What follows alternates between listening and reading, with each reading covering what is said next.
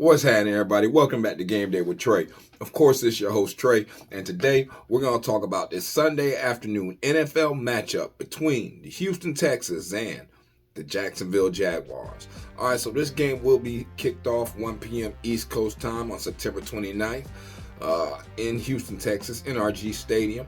The line at one point in time was Houston minus 4.5, over under 47. The line has since moved. Now it's Houston minus 6, and the over under is 44.5, guys. So sharps are coming in on the under, and they have been coming in on Houston. No surprise there.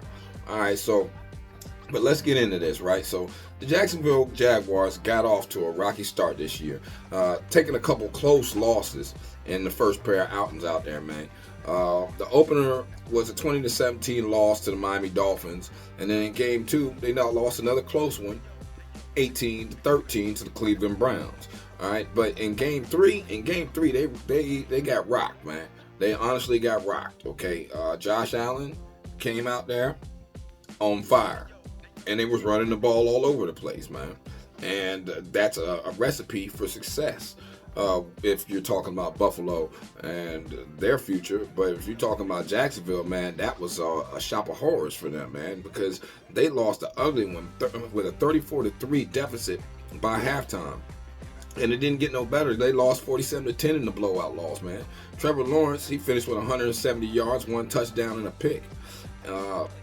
Best wide receiver they had out there was Christian Kirk. He had 6 grabs for 73 yards, man. And when you look at just how things played out in that game, and you're just looking at some of the from a high level, right, what happened with Jacksonville out there. So they came out there and tried to play a whole bunch of man. That didn't work. Okay, Josh Allen destroyed that. Travis Etienne carried the ball 11 times for 68 yards. On first down, Jacksonville came out and passed on first down 10 times and only ran the ball on first down 7 times, so it was a decent split. But at the end of the day, the third down efficiency, they were only 2 for 13 on third down. Like, you can't be 2 for 13 on third down and 4 for 8 on fourth down, so this is not going to work. They had first down penalties. They had 2 first down penalties in the game.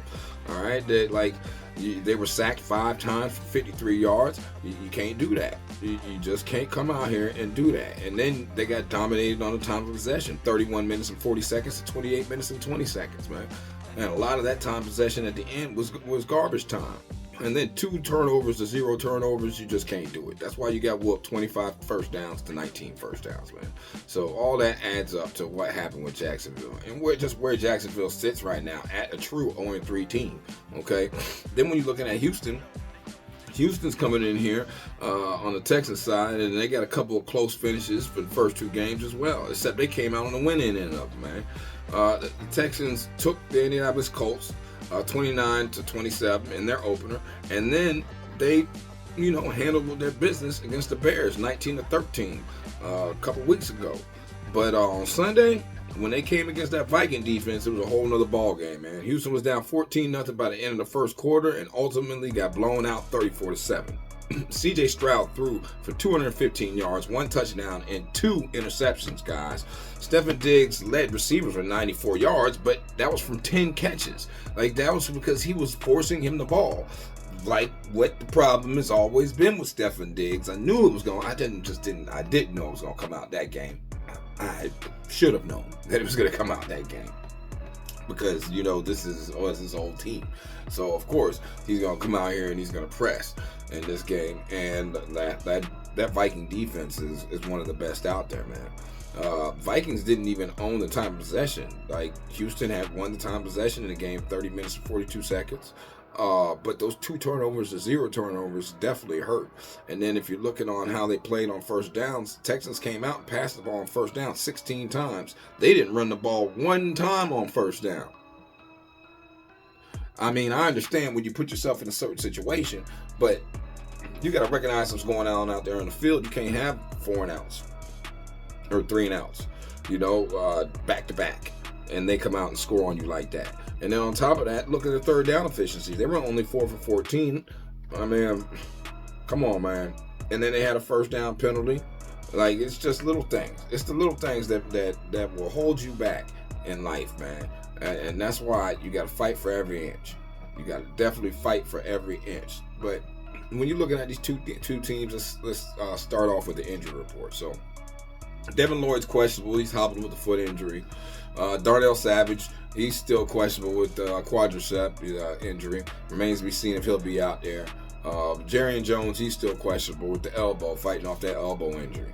And then when you talk about Houston, Nico Collins is questionable, dealing with that hamstring. Damian Pierce is questionable, dealing with a hamstring. Juice Scruggs is questionable, dealing with the groin. He missed the last 2 games with that groin injury. MJ Stewart, he's questionable with the knee injury. Joe Mixon, he's questionable with the ankle. Missed previous game with that ankle, by the way.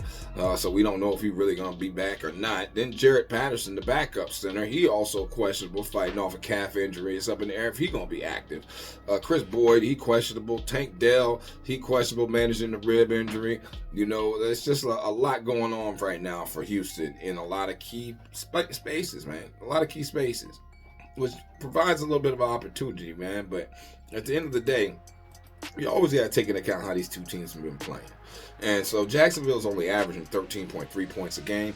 That's the 30th worst offense in the NFL. All right. Whereas Houston, they averaging giving up 24.7 points per game, man, after last week. So now that puts them at the 23rd worst defense in the NFL. Up and down, ebbs and flows, man. Third down conversion, Jacksonville ain't doing themselves no favor. They only convert 21.88% of the time. That's 30th in the NFL. Whereas Houston allows people to convert 42.5% of the time. That's 24th in the NFL. Neither team doing any favors for themselves in this game. Red zone, touchdown-wise, Jacksonville scores a touchdown 36.36% of the time, but that's 27th in the NFL. And when you look at Houston, if you make it down to the red zone, they're going to let you score, okay? Because they don't let you score a touchdown. 77.78% of the time, they give up a touchdown, man. That's 30th in the NFL, man. Like, you can't play defense like that, especially with all those high picks they got over there. Then when you look at Houston on offense is stagnant right now. They're only averaging 18.3 points per game. That's 21st best in the NFL. When you look at Jacksonville's defense, though, they give up 28.3 points per game. That's the 29th worst in the NFL. Now, mind you, you got to take into account that big game that they just got whooped, okay, by the Buffalo Bills on Monday night. But still, at the end of the day, man, come on now. Then when you look over here at third down conversion, so Houston's only converting 35.7% of the time. That's 19th in the NFL. Whereas Jacksonville, they allow you to convert 39% of the time on third down. All right, that's 22nd in the NFL. Once again, neither team doing themselves any favors. Then when you look in the red zone, Houston scores a touchdown 71.43% of the time. That's number 5 in the NFL if they get down there. And the thing is, if Jacksonville allows them to get down there, they're gonna give it up because they're gonna let you score 75% of the time. They're gonna let you score a touchdown. So at the end of the day, they're giving up 3 touchdowns a game, just like Houston's giving up 3 touchdowns a game to opposing teams. It's something you want to pay attention to, man. It's something you want to understand. As far as how this team battles against a passing team, well, you know, Jacksonville's defense, man. Jacksonville's defense is bottom of the barrel. Statistically, they're 30th as far as yards per game. They give up 252.3. Most teams pass on them 34 times a game, and they only get to the quarterback 4.67% of the time. That's 28th in the NFL, man. You know, and when you're going against a top 5 passing offense such as Houston, when you're talking about passes per game and a top 10 passes yards per game, like, yeah, it's something that you gotta be wary of, right? Especially when you're struggling on the other end, because right now Jacksonville has not been able to pass the ball.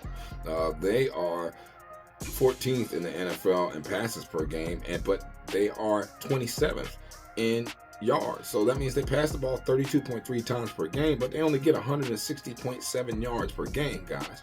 And Houston's pass defense is not nothing to sneeze at, man. They only give up 163 yards per game to opposing teams. So you got to take that into account and understand that, man, this don't look good for Jacksonville, man. It just don't look good, all right? So when you look at the stat splits and when they say how they sit in the situation, right? So as an away team, Jacksonville's averaging 20 points per game and giving up 13.5 points per game. Oh, I'm sorry. They're averaging 13.5 points per game, and they're giving up 33.5 points per game on the road. My bad, guys.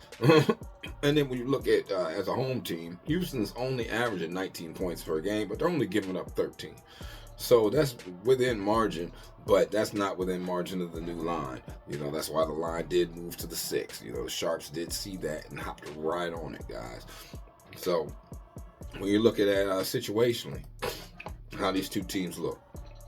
Situationally, so far in the season, Jacksonville is 0-3 straight up. We all know Houston's 2-1 straight up.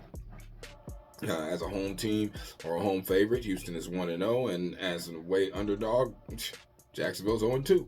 And then when you look at against the spread, against the spread, Jacksonville actually has covered one time. They're 1-2 against the spread, but Houston is 0-2-1. They're yet to cover all season long, guys. Yes, they are yet to cover a game all season long. Okay, and as a home team, they had to push. All right, that's the one game that they had to push, man. So just know they've been playing teams close, and if you're gonna actually play that team, play them, you gotta buy points or something, because they're not gonna. They just don't cover. They just don't cover, man. Not yet. Maybe they do. But we'll see. We'll continue to talk about this. So when you look at the over-unders, Jacksonville is 1-2. One to the over, 2 to the under. And Houston is the same. 1 to the over, 2 to the under. Situationally, as a home team, Houston is an under team. And as an away team, Jacksonville is 1 to the over and 1 to the under as an away team, guys. So you got to understand what situation we're looking at and what we're coming into, man. And by doing that, you got to know how they've been playing. Over the last 10 games, Jacksonville's 2-8. They're 3-7 against the spread, and they're 4 to the over, 6 to the under in their last 10 games playing football out there, going back to last season, guys. They are currently on a 4-game losing streak. The only game they've covered in the last 4 games, going back to last season, is the Miami game earlier this year, where they were getting a 3.5, right? And yeah, it's just not a good look on the Jacksonville side, and it's sad because you thought Trevor Lawrence was gonna have some problems, but all right, anyway. So Houston 6-4 straight up, 4-5-1 against the spread, and 4-5-1. So 4 to the over, 5 to the under, but 1 push in the last 10 games that they've actually been out there on the field, and that goes back to the playoffs, guys. All right, so head to head, Texans run this 8-2 straight up. They run it 6-4 against the spread, and it's been 4 to the over and 6 to the under. And the last 10 times they have played. Last time they did play, though, back on November 26th last year, Jacksonville won 24-21. All right, so there is opportunity there, but at the end of the day, and they usually do split each year with the away team having won since the 3 times they played, or 4 times they played. Yeah, they played 4 times, and since 2022, right? And the away team is the team that wins. Take that for what you want. You know what I'm saying? But in the last 4 times they played, the away team is the one that come out with the victory, man. Okay? Yeah, that's a crazy thing to even see or understand, especially if you know how bad these Houston Texans teams have been prior to C.J. Stroud getting here.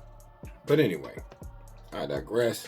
There are some trends I want to cover with you guys. So the Jacksonville Jaguars have covered the third quarter spread in 12 of their last 17 games, and the Houston Texans have hit the first half money line in 15 of their last 22 games.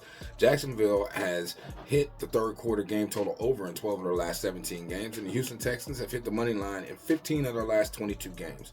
Jacksonville Jaguars have hit the second quarter game total over in 7 of their last 9 away games, and the Houston Texans have hit the second quarter money line in 11 of their last 19 games, guys. So when you're looking at these two teams, man, you got to look at the total, of course. Each of the Texans' last 5 games as favorites following a road loss have gone over the total points line. But each of the Jacksonville Jaguars' last 4 games as road underdogs against the Texans have gone under the total point line. So 5 of the last 6 Sunday games at Energy Stadium have gone under the total points line. All right, and now As far as player props are concerned, it depends on who plays, man. If Joe Mixon plays, you can probably count on him for at least one touchdown. He's had a touchdown in 12 of the last 13 appearances against AFC South opponents. So you should be able to count on him for something. If Nico plays, I would look in that direction too for maybe receptions. But that's all depends, man. Everybody's hurt. And then when you look it over at Jacksonville, I could always look toward Travis Etienne, at least one touchdown in 4 of the Jaguars' last 5 games following a road loss. So I expect him to come out here and at least put one up on the board. And with all that being said,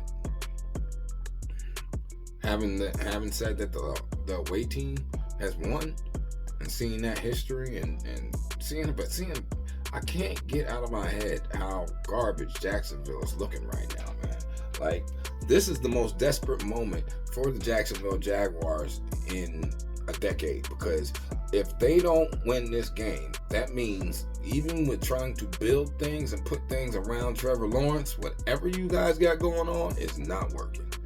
It's not working. And being in a desperate moment versus a team that is a division rival and y'all always play each other close, I gotta take the points. I gotta take the points with Jacksonville. I know it sounds crazy, but I got to take those 6 points. I'm glad it got up to 6. If I can get it at 7.5 or 8, I'm even better. All right, but I also like the Travis Etienne touchdown. That probably be good. I'll lean there. Money line. Oh, man. I don't know if I can go Jacksonville money line, but I'll take the 6 points. All right? But I don't know. Y'all let me know what y'all think. Y'all have a blessed day. Stay safe. I hope this information helps you. Please like, share, and subscribe. And I'm going to holler at y'all. Peace.